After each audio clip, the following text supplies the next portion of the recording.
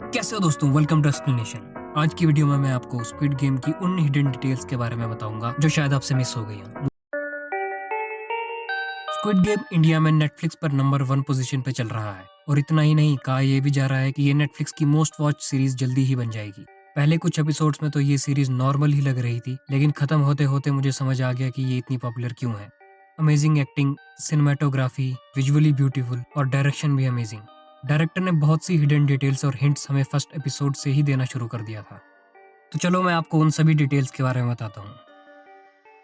इस सीरीज के कैरेक्टर्स के नाम बहुत ही ज़्यादा डिफिकल्ट हैं। मुझे बोलने से पहले 2 बार सोचना पड़ता है, तो अगर मैंने इन सभी कैरेक्टर्स में से किसी का नाम गलत तरीके से प्रोनाउंस किया तो उसके लिए सॉरी।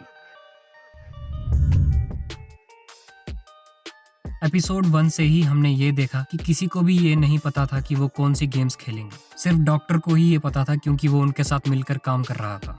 लेकिन क्या आपको पता है कि गेम्स स्टार्ट होने से पहले ही सभी 456 कंटेस्टेंट्स को सब गेम्स के हिंट पहले से ही दे दिए गए थे। जब लास्ट 3 कंटेस्टेंट्स हॉल में जाते हैं तब वहाँ दीवारों पर अलग अलग पेंटिंग्स दिखती हैं और ये पेंटिंग्स उन सभी गेम्स की हैं जो उन्होंने खेली थी। अगर प्लेयर्स ने ये सबसे पहले दिन से ही नोटिस कर लिया होता तो उनको हर एक गेम की डिटेल्स पहले से ही पता चल गई होती। इस सीरीज की 2 मेजर रिवील्स में से एक थी जुनहो के भाई इनहो की, जिसे वो ढूंढ रहा था और बाद में वो फ्रंटमैन ही निकला। और साथ में हमें एक एपिसोड में ये भी पता चला कि फ्रंटमैन यानी कि इनहो भी स्क्विड गेम का विनर रह चुका है। तो इतना ज्यादा पैसा जीतने के बाद भी वो फ्रंटमैन क्यों बना? मेरे हिसाब से तो वो गी हुन की तरह ही गेम डिस्ट्रॉय करने के लिए वापस गया था और फिर उसके साथ कुछ ऐसा हुआ होगा जिससे कि उसे फ्रंटमैन मजबूरन बनना पड़ा। इसके बारे में शायद हमें सेकंड सीजन में और पता चलेगा। वैसे एक थ्योरी तो ये भी है कि इनहो और गी हुन का कोई ना कोई रिलेशन है, जिसके बारे में मैं आगे बात करूंगा।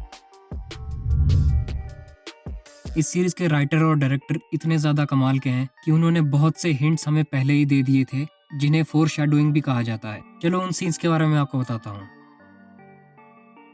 सेबियोक इस सीन में इस आदमी से ये कहती है कि अगर उसने उसकी हेल्प नहीं की तो वो उसका गला काट देगी, और सेबियोक की डेथ भी बिल्कुल इसी तरह गला कटने से हुई थी। उसके बाद इस सीन में सांग वू सूट पहनकर बाथटब में बैठा हुआ था और वो सुसाइड की कोशिश कर रहा था। और फिर लास्ट एपिसोड में उसकी डेथ भी सूट में ही हुई थी, जहां उसने खुद को चाकू से मार दिया था और वो दोनों ही टाइम पर पानी से भीगा हुआ था। वहां अली के इस सीन में जब वो गेम से वापस आने के बाद पैसे का बैग चोरी करता है, उसी तरह सांग वू ने भी उसका बैग चोरी करके उसे धोखा दिया था। इस अगले सीन में डॉक्सू ने ब्रिज से जंप की थी और बाद में वो लास्ट में ब्रिज से ही गिरकर मरा था। इस सीन में ड्राइवर जब गी हुन से पूछता है कि पासवर्ड क्या है, तब गी हुन उसे पासवर्ड बताता है रेड लाइट ब्लू लाइट, जो कि पहली गेम का नाम भी था। गी हुन का नंबर था 456 और टोटल विनिंग अमाउंट था 45.6 बिलियन। तो ये कोइंसिडेंस था? ये तो नहीं हो सकता। मेरे हिसाब से ये डायरेक्टर्स का हिंट था कि अल्टीमेटली गी हुन ही जीतेगा। वोटिंग के बाद जब गेम अबेंडन हुई थी और सब घर जा रहे थे, तब उन सभी के घर पर वो कार्ड फिर से आया था, उन सबको दूसरा चांस देने के लिए। तो आखिर उन्हें ये कैसे पता चला कि कंटेस्टेंट्स कहाँ पे रहते हैं? इसका सीधा सा आंसर ये है कि उनके कान के पास लगी चिप थी, जिससे वो उन सबको ट्रैक कर रहे थे। गी हुन को रेलवे स्टेशन पर जब ये आदमी मिलता है, तब वो उसे ब्लू और रेड में से किसी एक कार्ड को चूज करने को कहता है और गी हुन ब्लू कार्ड को चूज करता है। मेरे हिसाब से अगर वो रेड कार्ड को चूज करता तो उसे एज ए गार्ड सेलेक्ट किया जाता। हाँ, वही गार्ड जो रेड जैकेट और ब्लैक मास्क पहन के थे, लेकिन गी हुन ने ब्लू सेलेक्ट किया, इसीलिए उसे एज ए कंटेस्टेंट लिया गया था। इस सीरीज की सबसे बड़ी शॉक रिवील थी इलनाम की, जो कि इस गेम का क्रिएटर था। लेकिन इसके हिंट्स डायरेक्टर और राइटर ने हमें बहुत बार दिए थे कि इलनाम ही इस सब के पीछे है। सबसे पहले तो उसका नंबर था नंबर 1, और अगर सभी 456 प्लेयर्स को देखोगे तो उनमें से कोई भी 40 साल से ज्यादा नहीं लगता। सिर्फ वही एक ऐसा प्लेयर था जो सबसे ज्यादा बूढ़ा था। दूसरा हिंट था उसका नाम, जो कि था इलनाम, जिसका कोरियन में मतलब होता है फर्स्ट मैन। अगला मेजर हिंट था रेड लाइट वाली गेम में। अगर आपने इस सीन को ध्यान से देखा होगा तो इसमें वो रोबोट सबको स्कैन करती है, लेकिन सिर्फ इलनाम ही ऐसा एक प्लेयर था जिसको उस रोबोट ने स्कैन नहीं किया था, क्योंकि वो ये नहीं चाहते थे कि उनका बॉस भी इस गेम में मर जाए। वैसे इस सीन में जो लड़की इल्नाम के बिल्कुल पास में थी उसे भी रोबोट ने स्कैन नहीं किया था। ऐसा इसलिए होगा क्योंकि वो इल्नाम के बिल्कुल पास खड़ी थी और शायद इसी वजह से वो भी बच गई। और इसी गेम में अगर आप इल्नाम को देखोगे तो वो बिना डरे सबसे पहले आगे गया था और उस रोबोट के पीछे मुड़ने से ठीक पहले वो रुक जाता था, जिससे ये भी हिंट मिलता है कि उसे इस गेम के बारे में पहले ही पता था। इल्नाम का अगला सबसे बड़ा हिंट दिखा हमें इस फाइल में। जब वो पुलिस वाला गेम की फाइल्स चेक कर रहा था तो उसने 2021 की गेम की फाइल्स भी निकाली और जब उस फाइल को खोला तो सबसे पहला पेज शुरू होता है नंबर 2 प्लेयर से। ऐसा इसलिए है क्योंकि इल्नाम तो कभी उस गेम का प्लेयर था ही नहीं और ये डायरेक्ट हिंट तो हम सब ने इजीली मिस कर दिया था।